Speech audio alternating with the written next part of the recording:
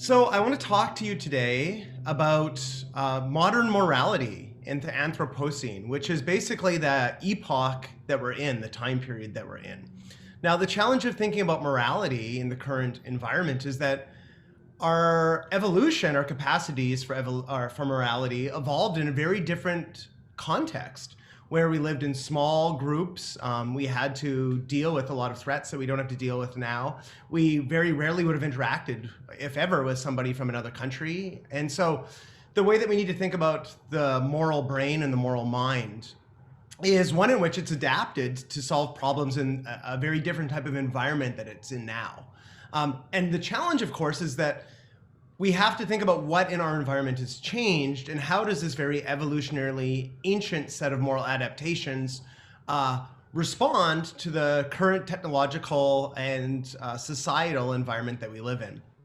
And so I think this poses a number of challenges that are important for researchers to understand. And I'm going to draw a quote from the late E.O. Wilson, who said, "The real problem with humanity is the following. We have Paleolithic emotions, medieval institutions, and godlike technology, and it is terrifically dangerous, and it is now approaching a point of crisis overall." And he wasn't necessarily talking about the type of technology I'm going to talk about today, but there's been a number of technological innovations that have threatened us as humans and have tested our moral capacity. Many of these technological innovations we've harnessed for morally virtuous things. So as I'm giving this talk right now, I'm able to speak to you all over the world, and so it provides a more inclusive environment for sharing scientific information. It's one of what the research is showing about these virtual conferences. It's also been a radical innovation that has probably saved millions of lives during a pandemic, where many of us are able to do our work safely from home and connect with people and share information and work with others, collaborate and cooperate and communicate in a way that is remarkably safe. This is something that wasn't available during the Spanish flu, and had it been, it might have dramatically reduced the magnitude and the toll on humanity in that period. And so there's many wonderful things about technology, but there's many risks and dangers that come from it. What I'm showing you is, I believe it was taken 0.016 seconds after the first atomic bomb test in 1945. And many people mark this precise moment as the beginning of the current epoch, the Anthropocene. And in this epoch, we've had a number of technological revolutions that have dramatically changed us. Obviously, atomic energy and weapons is one of the big ones. One of the other ones that's affecting many of us is the internet and social media. I just talked about how great it is that we have these technologies. But just to give you a sense of the scope of the impact of this technology, which we don't yet fully understand, nearly 4.5 billion people now use social media. And so that's 57% of all of humanity and 82% of North Americans. As I'm giving this talk, my son is about 10 feet behind me on his iPad chatting with his friends, right? So it's something that's taken over all facets of our life. The average user is on social media for 2.24 hours a day, which, if you assume that you start at age 13, which many kids now start well before, and go till age 70, that constitutes 5.7 years of your entire life will be spent on social media. The average social media user now, scrolls through 300 feet of social media per day. I like this factoid. So that means if you have a phone like this that's about 6 inches tall, that means you're flipping through it about 600 times through the day on your various social media feeds. The average social media user, I believe, is on 6 different platforms. And so that constitutes the height of the Statue of Liberty. And so what this means for us is that we have a deficit of attention. So it's hard for us to process all that information. A lot of it includes links and details and threads. And so we're scanning for things in what's considered the attention economy for things that grab our attention and pop out. And those are the things that we engage with. Of course, we don't fully understand how this is affecting us. There's a lot of debate on it.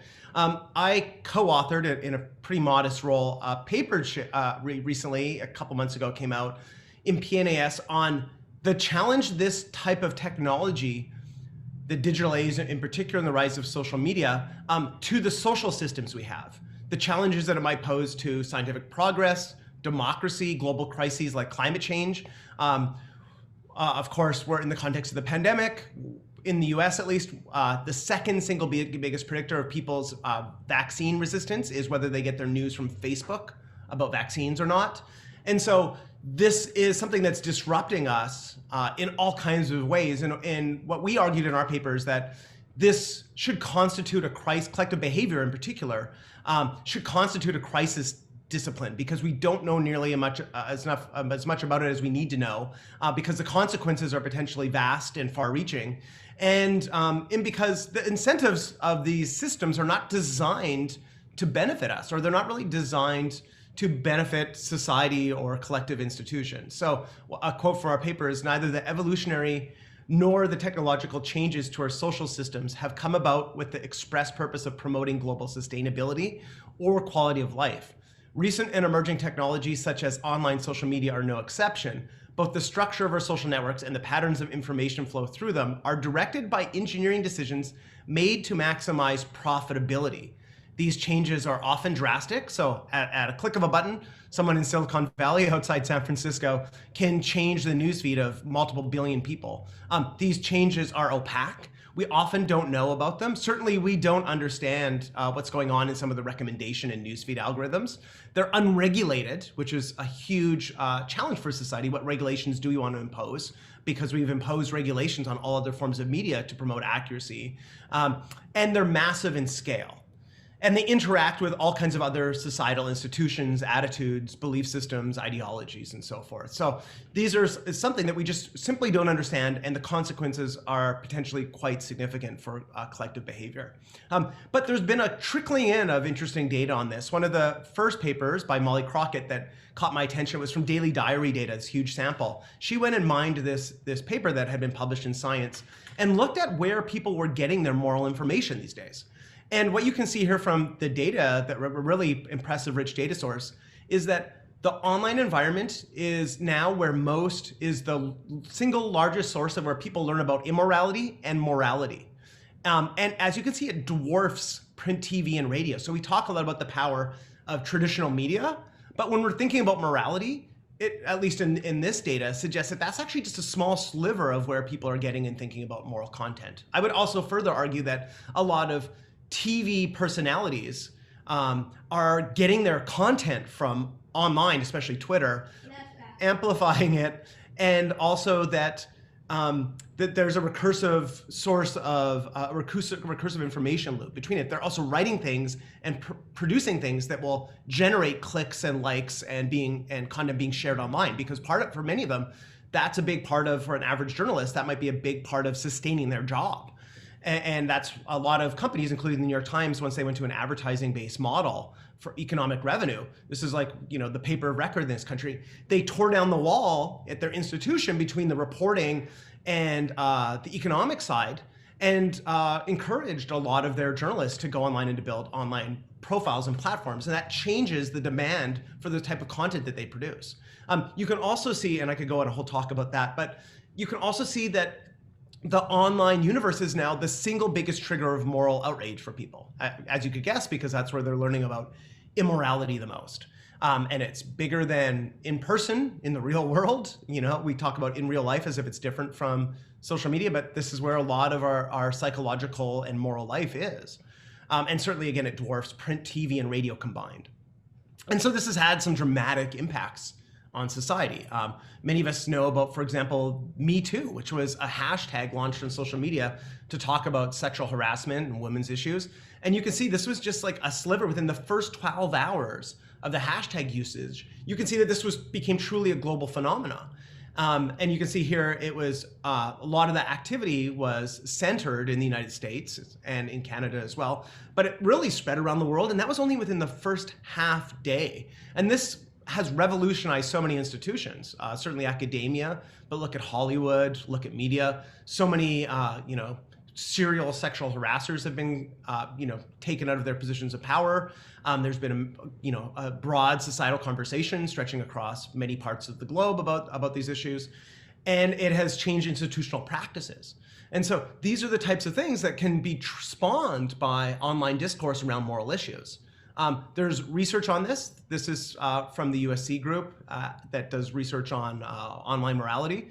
And they looked at data. This was from the 2015 Baltimore protests. These were civil rights protests about police brutality. And they found that moral rhetoric used on social media increased on days with violent protests.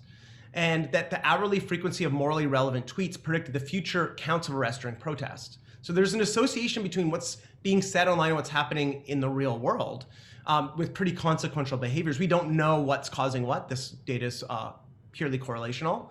We also know that moral, or at least emotional content, and especially in the political domain, which is often moralized, seems to be associated with the dissemination of falsehoods. So this is a paper from Science a few years ago about fake news spreading faster than true news on Twitter. Most of this is because of people, not bots, despite the fact that we attribute it a lot to bots and foreign actors. A lot of it is because content is framed in ways that activate our moral belief system or outrage, and that triggers us to be more likely to share and disseminate it, even if it's false. And this, again, was especially for moral content, especially in the domain of politics.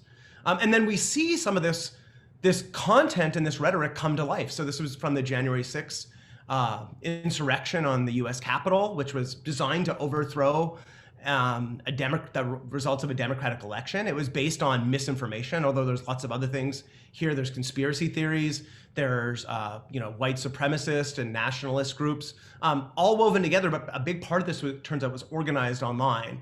And when you saw the characters, they looked like the caricatures of people you see online.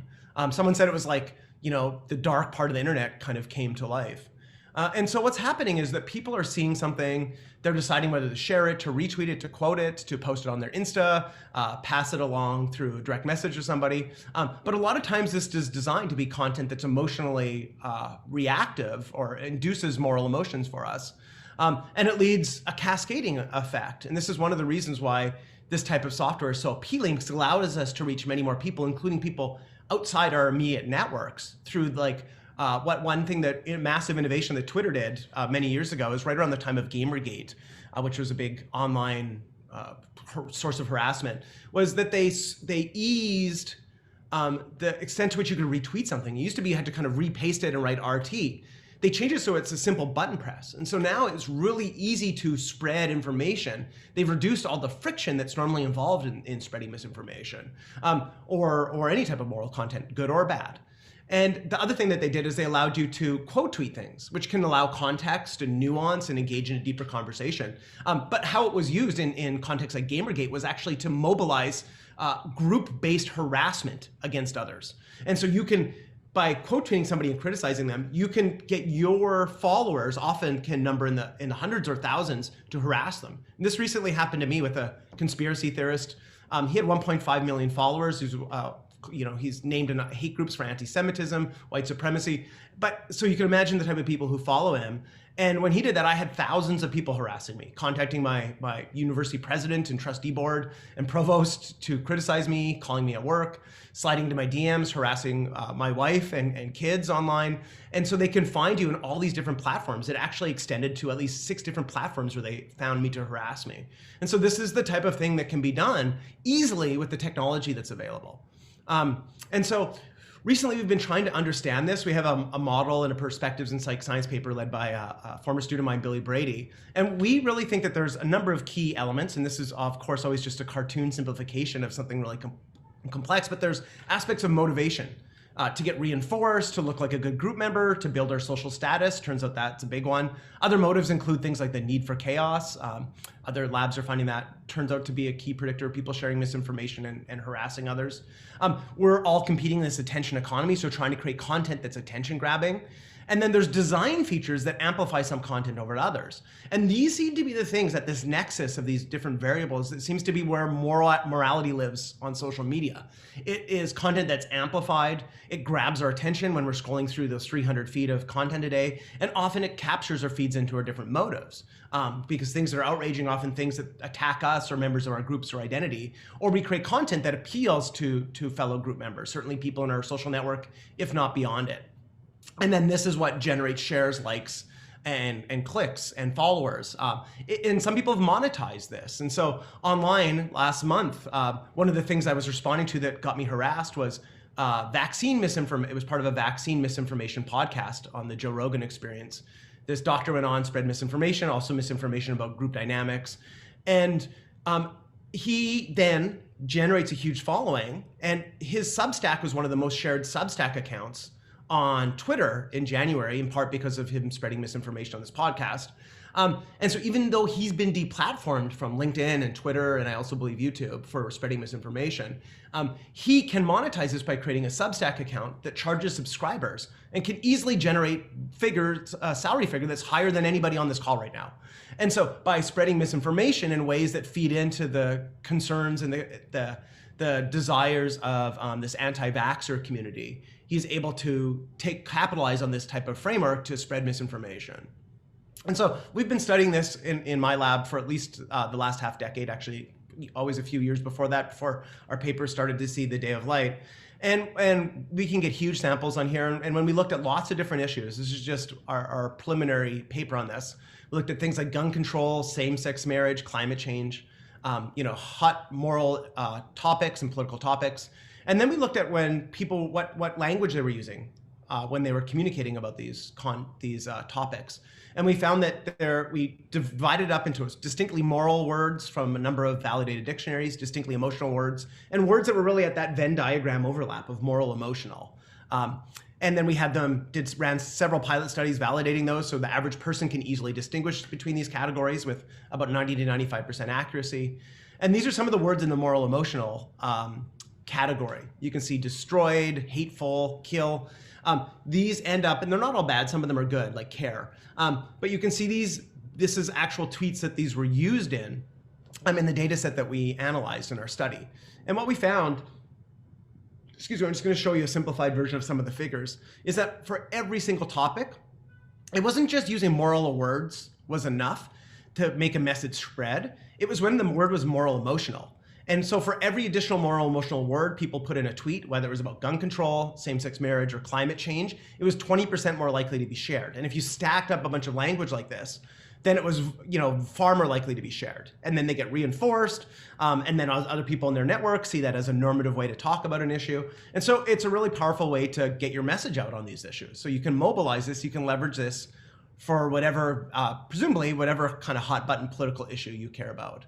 We recently ran a meta-analysis on this, and the average effect size is about like 12 to 13% advantage for every word that you use. We also ran 6 pre-registered large N replications across a number of different issues. You can see a sample of the different labs who've done this, the different researchers, the different issues that have been studied, and you can see the effect sizes. It's not always in the right direction, but it's on average a 13% benefit, and it varies a little bit by issue, which we're still thinking about developing theory around.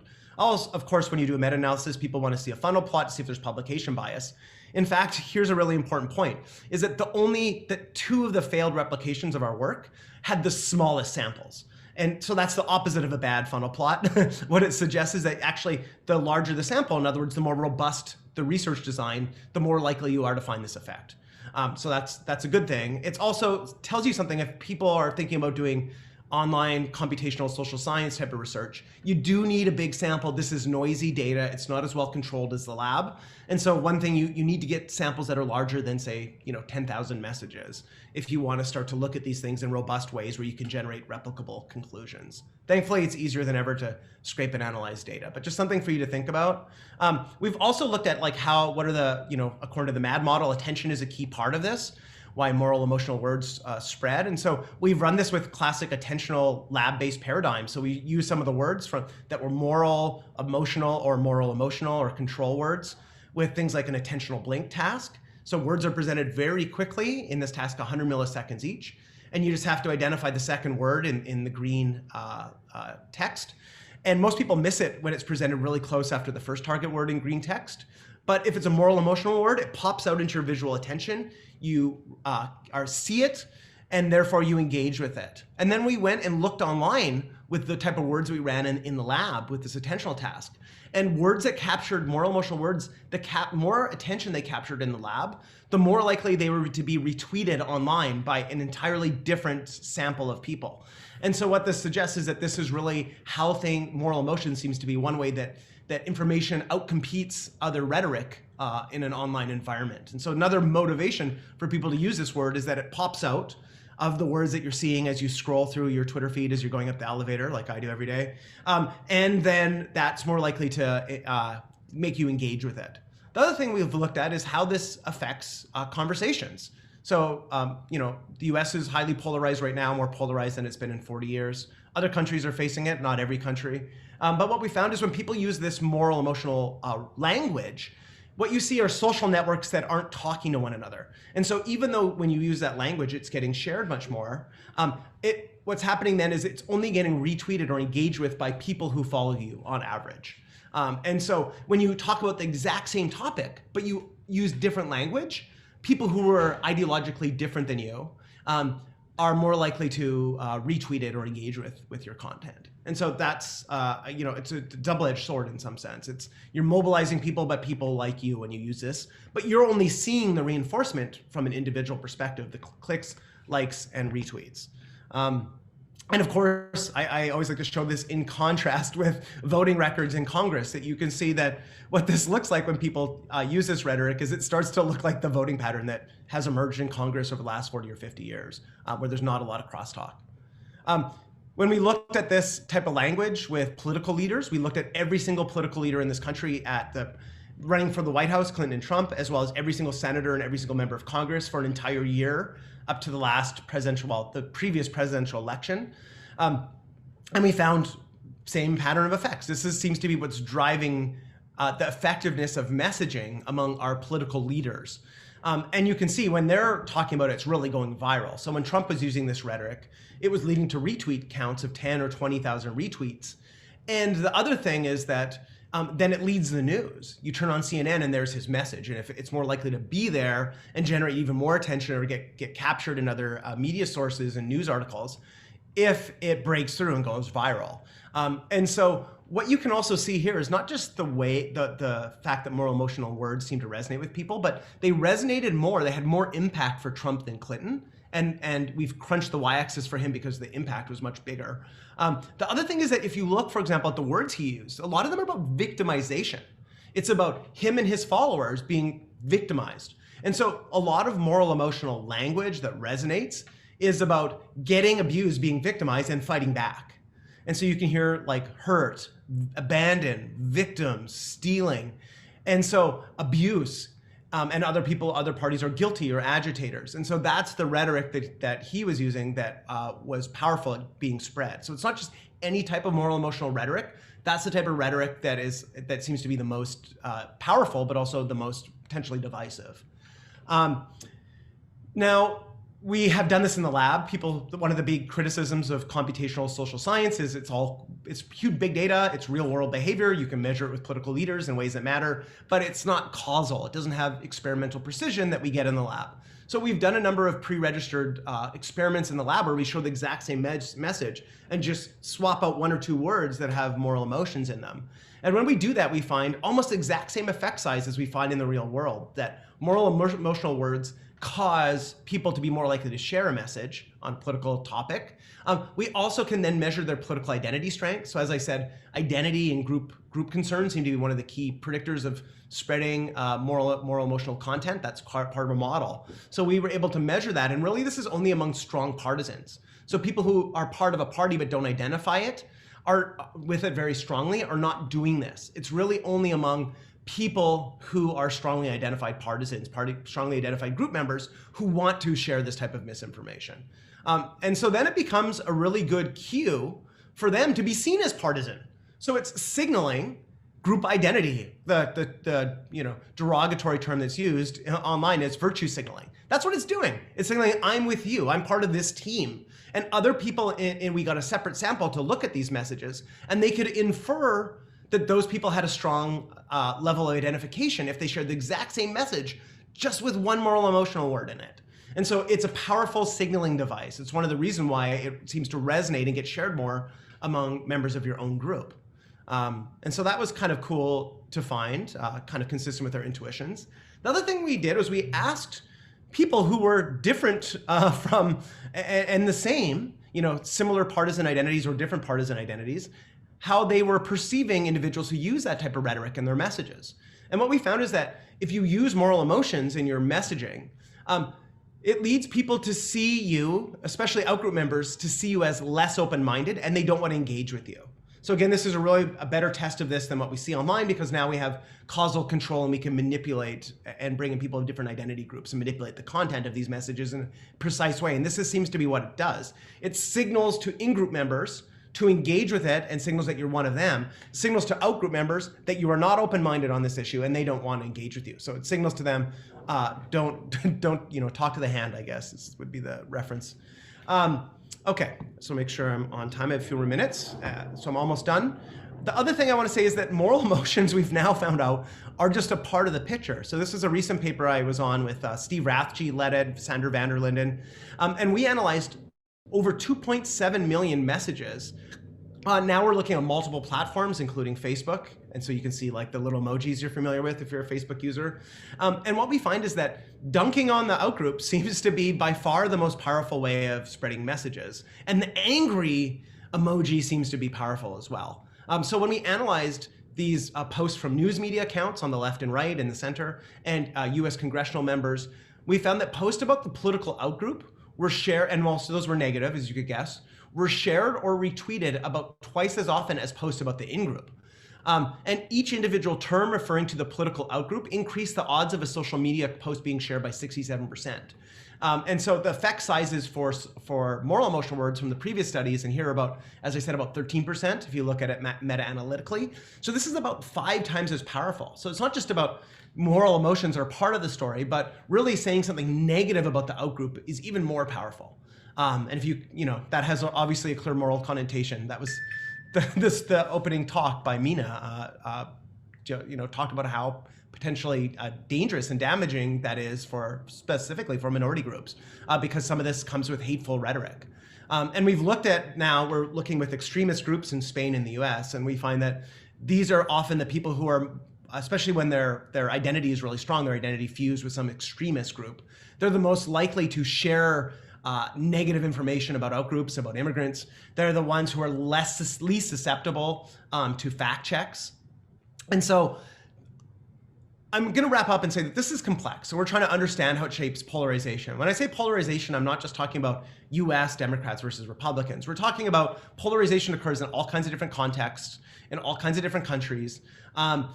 We don't know enough about it in many other countries. We do know, for example, that if you tell people to shut off their Facebook account for 4 weeks, in the US, you randomly assign them to do that, that it reduces polarization, especially affective polarization, which is just feeling negative about the other party.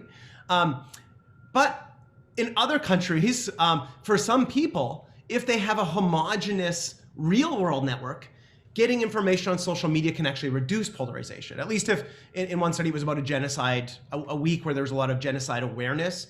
And so if you have a very ethnically homogeneous network, getting exposed to other perspectives online can actually be helpful. So I just want to say that a lot of stuff we're looking at now is trying to understand the complexity. We also, of course, are starting to understand that this happens on some platforms and not others. So you can see this happening really clearly on places like Facebook and Twitter. You don't see it happening on places like LinkedIn, for example. And so a big part of it that we're trying to understand now, and I think this is a big question for the field going forward, is thinking about the context, the social context, which we care about a great deal, also requires us to think carefully about the technological context they're in, the design features, the environment. And for places like Facebook and also for Twitter, this involves their recommendation algorithms, which are proprietary, which are amorphous, and which are designed to radically increase engagement. And so there was some journalistic reporting when Frances Haugen came out and engaged in whistleblowing against Facebook.